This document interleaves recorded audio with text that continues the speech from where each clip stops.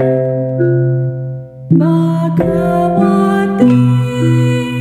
Prasnaparamita.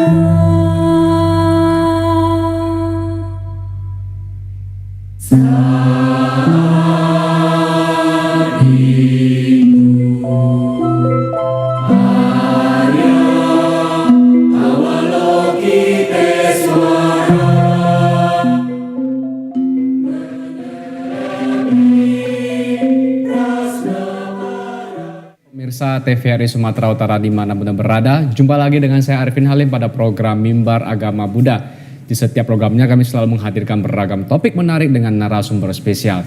Nah, di sore hari yang berbahagia ini masih dalam suasana Hari Guru, kita akan membahas sebuah topik yang sangat menarik dan penting untuk kita simak dan kita cerna secara bersama.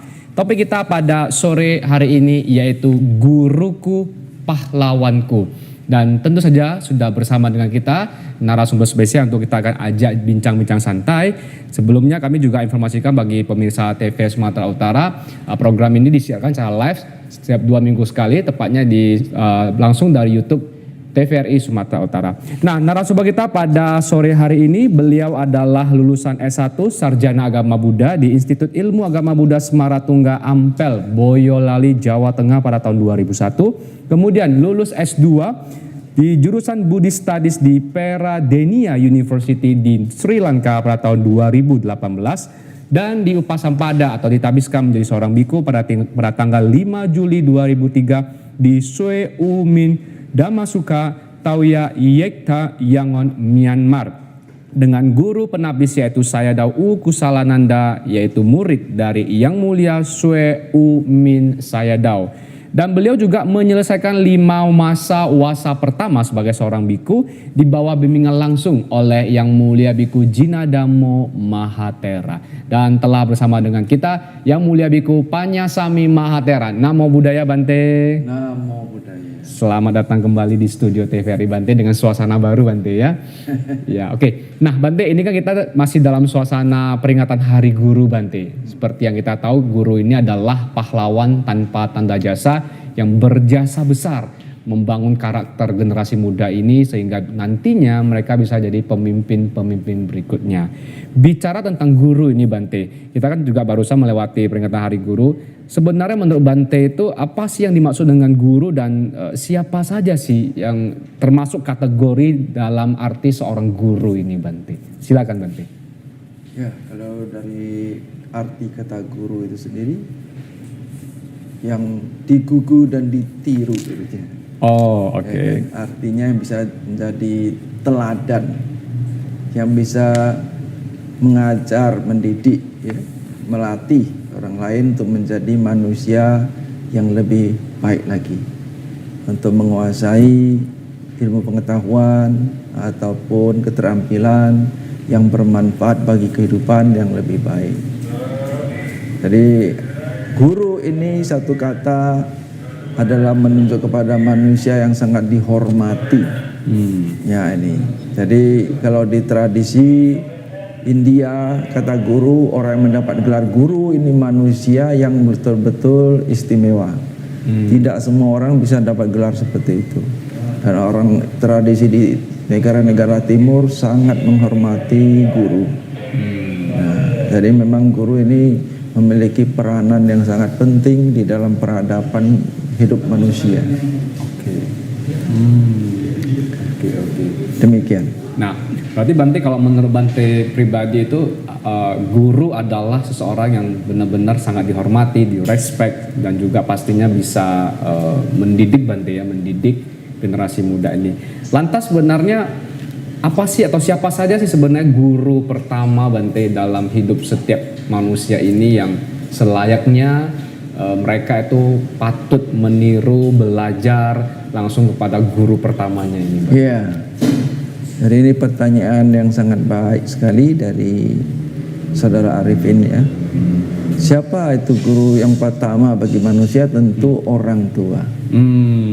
Ibu dan ayah adalah guru pertama di dunia ya. Pubbacariya.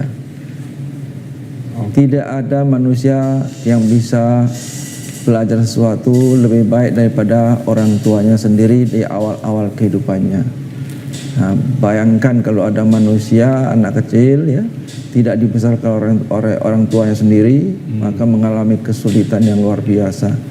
Ada kisah-kisah nyata di mana ada anak-anak yang tidak tinggal dengan orang tua, ya, karena orang tuanya mungkin kecanduan alkohol, mabuk dan sebagainya, anaknya terlantar ya. Ini kisah nyata di anak Ukraina, Oksana namanya ya. Nah, orang tuanya mabuk saja, jadi anaknya ditaruh di luar rumah, ayahnya tinggal dengan anjing gitu, sampai 8 tahun, jadi cuma bisa meniru gerak-gerik anjing, ya, melelehkan apa namanya lidah, menjulurkan lidahnya, ya, menggonggong, ya, menyala seperti anjing, sama persis Bante, merangkak jalannya. Nah, jadi itu makanya peranan orang tua itu sebagai guru pertama itu sangat penting dalam kehidupan manusia.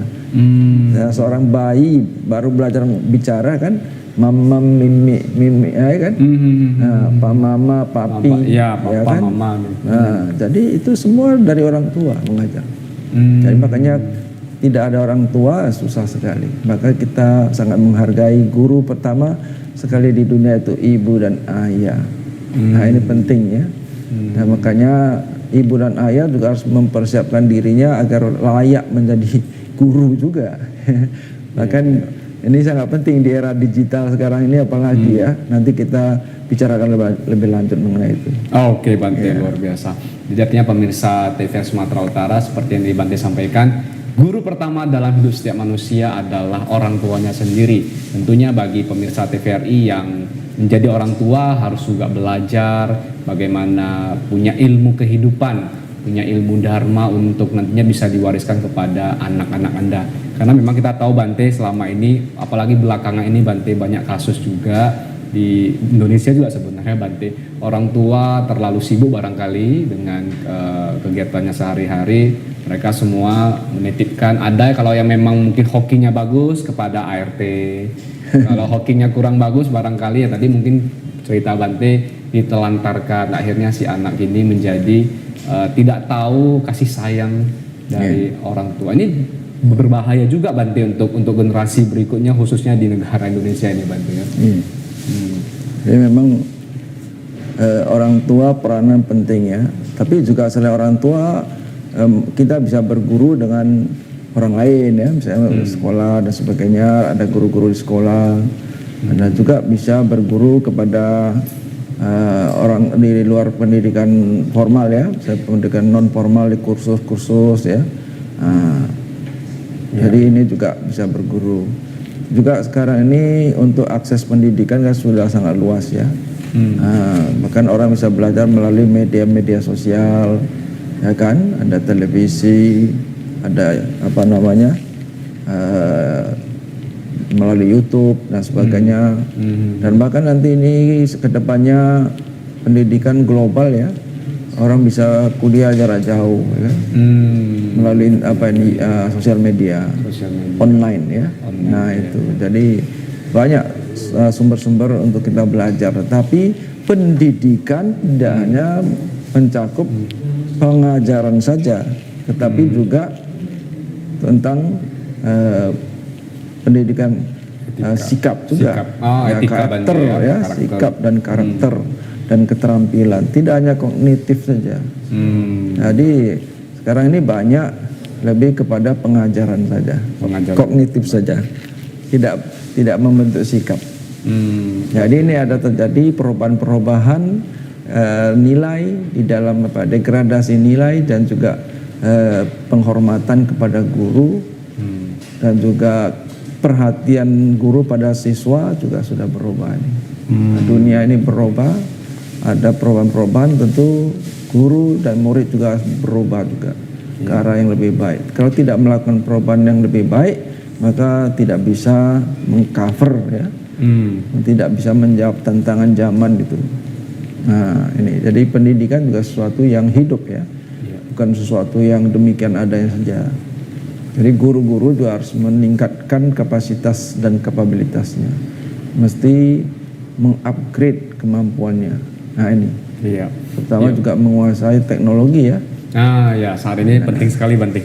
Kalau guru-guru yang tidak menguasai teknologi informasi, nggak gaptek ya, ini susah nih, nggak bisa memberikan pelayanan pendidikan yang lebih baik ke depannya. Ketinggalan zaman Bante. Ya. Oke. Nah Bante, kita akan lanjut ke sesi tanya jawab ini Bante, karena setelah kita akan mendengarkan dulu Bante sebuah renungan dari Putra Sakya Intelligentsia tahun 2024 dengan judul Time Never Waits You dari Harta Sriwijaya. Selamat mendengarkan.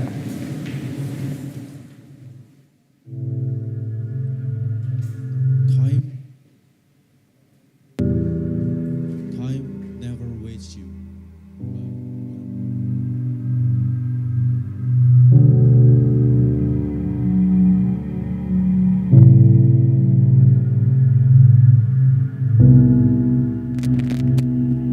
Yang hilang lenyap, diterpa panas mentari pagi. Tak sempat ia mengucap selamat tinggal pada pucuk daun yang bisu melambai ngilu.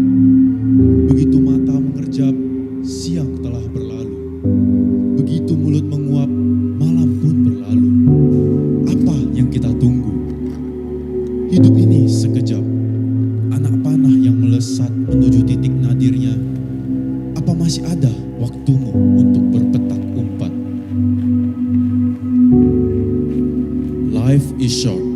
Don't ever say time is money. Money couldn't buy the time. Once it's gone, gone forever. Time is priceless. Don't waste it useless. Time is moment to let go your toxic ego. Waktu tak pernah menunggumu. Kita yang tunggu waktu.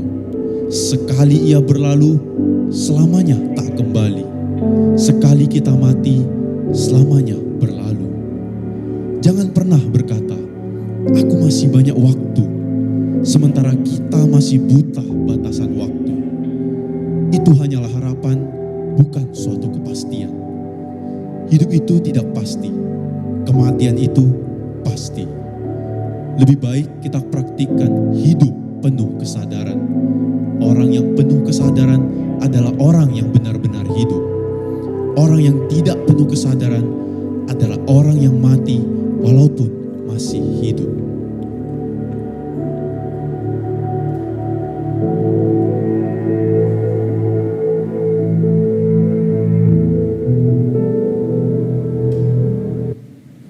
Pati Prasna Paramita.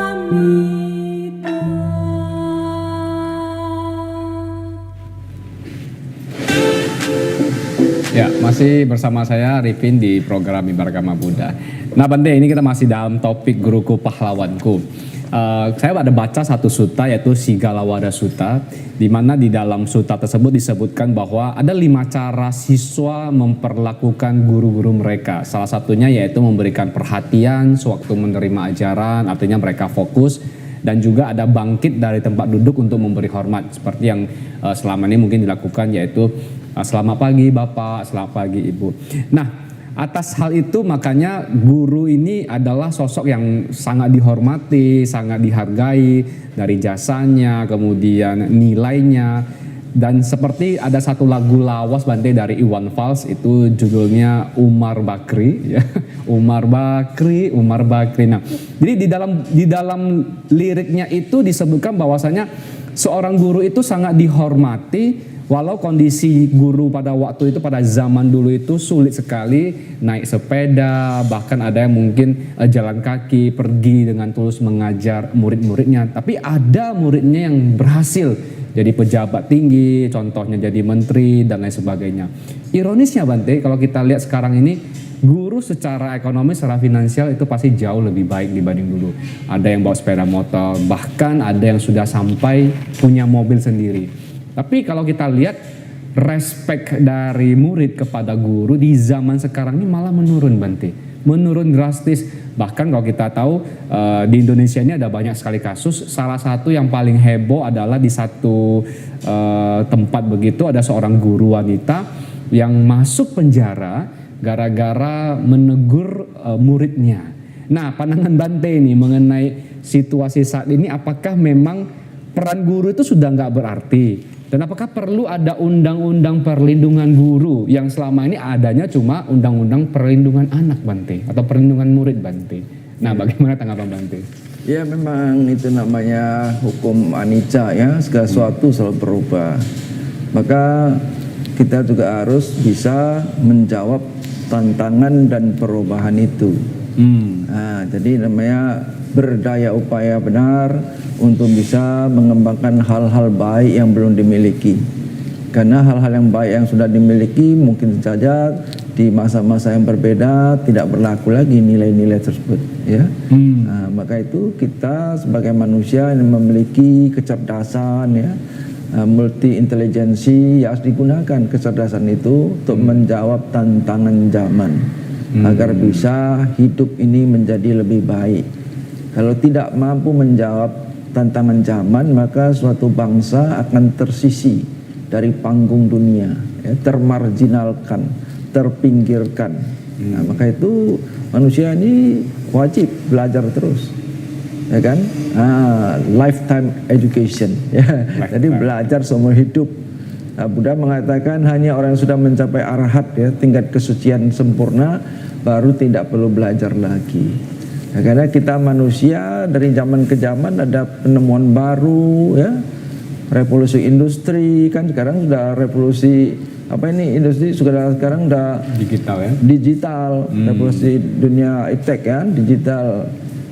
Jadi sudah beda lagi zamannya ini, sehingga peranan guru makin berkurang juga mungkin. Orang sudah belajar melalui digital, melalui internet, ya, melalui apa. Jadi tidak bertatapan langsung dengan guru. Jadi secara emosional itu semakin jaraknya semakin jauh. Padahal untuk membentuk sikap, ya, afektif, ya, seorang siswa itu butuh keteladanan. Tadi dari awal kita mengatakan guru itu seorang yang digugu dan ditiru, artinya yang bisa diteladani, seperti kata Ki Hajar Dewantoro, kan, Bapak Pendidikan Indonesia. Ingar sosung tulodo, guru itu di depan harus memberi contoh teladan. Ing madyo mangun karso, di tengah-tengah murid membangun semangat siswa, ya, untuk berkarya, untuk belajar, ya. Nah, baru terakhir nanti tut urihan daya nih, guru di belakang memberi dorongan agar siswanya bisa mencapai cita-cita tertingginya, maju ke depan, ya. Nah, ini jadi peranan guru itu sangat krusial di sini, sangat penting bagi suatu bangsa. Jadi bangsa ini bisa maju kalau pendidikannya maju. Pendidikan bisa maju kalau gurunya memberikan peranan yang maksimal. Nah, jadi maka ini sekarang karena zaman berubah, kita ada HAM dan sebagainya, kan gitu. Ada undang-undang perlindungan anak, karena ada juga apa ya, guru yang baik dan guru yang tidak baik.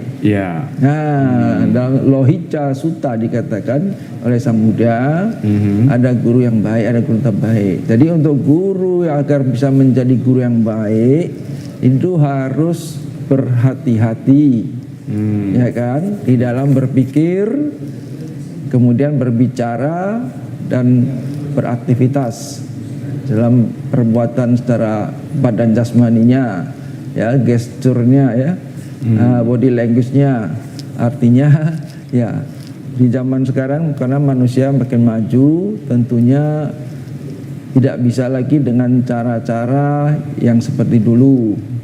Kalau orang tua zaman dulu itu, seingat saya, seperti kita zaman dulu, ya, orang tua menyerahkan muridnya ke sekolah itu sangat mengharapkan didikan dari guru. Benar, Bante. Ya, bahkan orang tua selalu mengatakan, Pak, Bu, kalau dia nakal anak saya ini pukul saja. Benar-benar. Sekarang kan terbalik, baru ditegur saja tadi sudah masuk orang penjara. tuanya tersinggung. Jadi ini sindrom orang kaya baru. OKB. Jadi kalau orang kaya baru itu memang agak sensitif, anaknya itu seperti apa, ya, tersinggung egonya. Jadi kalau ada anaknya tegur saja sudah nggak boleh. Kan di Medan inilah katakan ada sekolah yang nggak boleh guru kasih hukuman pada murid berupa hukuman fisik. Jadi guru itu bahkan sudah seperti buruh. guru seperti buruh. Iya, jadi turun, Oke. downgrade. Penghormatan para guru itu dia kena downgrade. Kenapa? Karena orang tua makin kaya.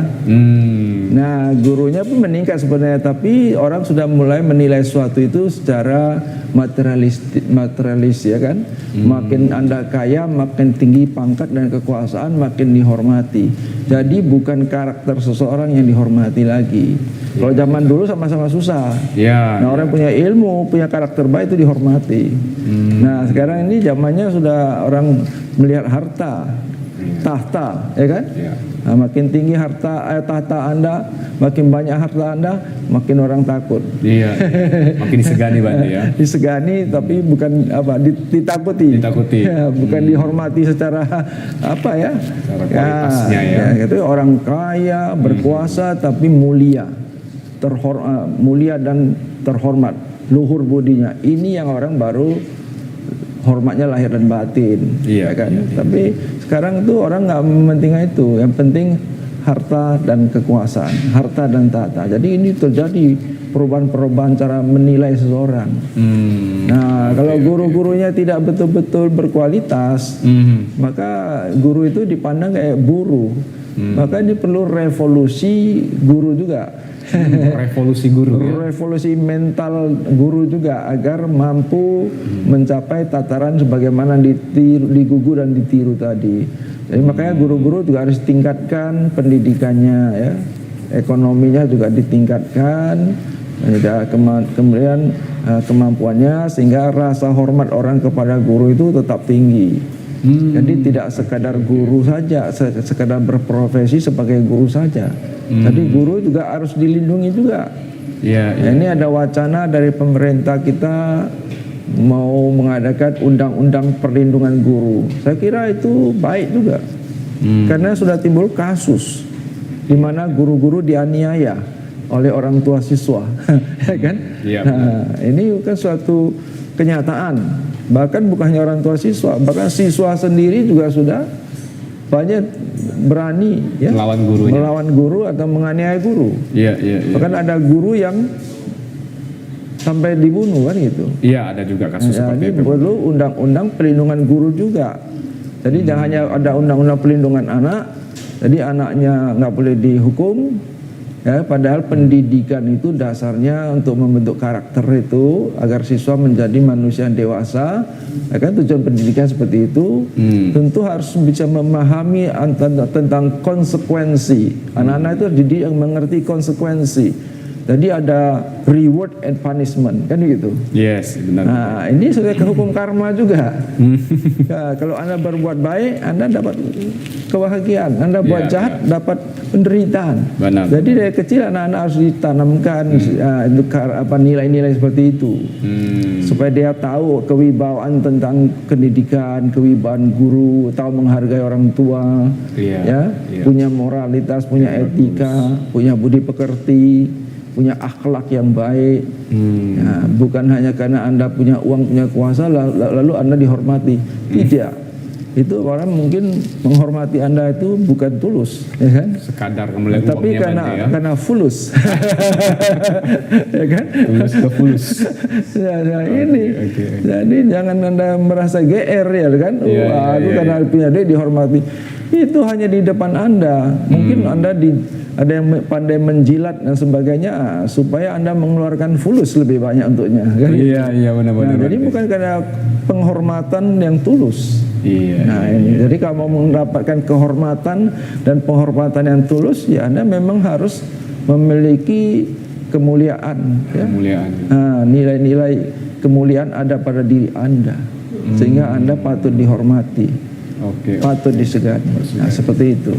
Ini memang menarik Bante. Tadi Bante juga mengatakan bahwasannya kalau zaman dulu kita tahu guru mendidik.